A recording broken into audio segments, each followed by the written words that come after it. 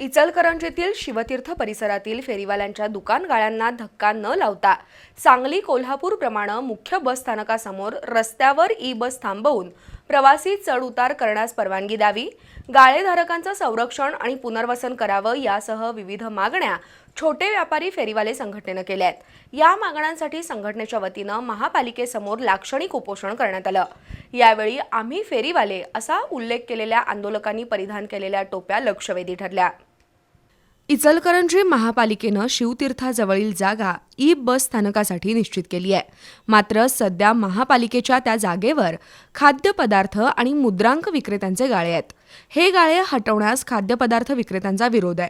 तसंच शिवतीर्थ परिसरातील फेरीवाल्यांच्या दुकान गाळ्यांना धक्का न लावता सांगली कोल्हापूर प्रमाणे मुख्य बस स्थानकासमोर रस्त्यावर ई बस थांबवून प्रवासी चढ उतार करण्यास परवानगी देण्याची मागणी संघटनेनं केली आहे। या मागणीसाठी आज संघटनेनं इचलकरंजी महापालिकेच्या प्रवेशद्वारात लाक्षणिक उपोषण केलं।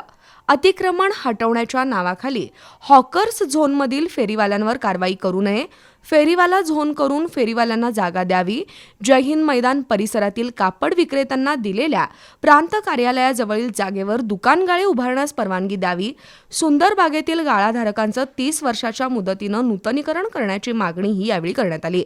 आंदोलकांनी घातलेल्या आम्ही फेरीवाले असा उल्लेख असलेल्या टोप्या सर्वांचं लक्ष वेधून घेत होत्या। यावेळी मागण्यांबाबत जोरदार घोषणाबाजी करत मागण्या मान्य झाल्या नाहीत तर गुरुवारपासून बेमुदत उपोषणाचा इशारा देण्यात आला। या आंदोलनात फेरीवाले दुकान गाळेधारक सहभागी झाले होते।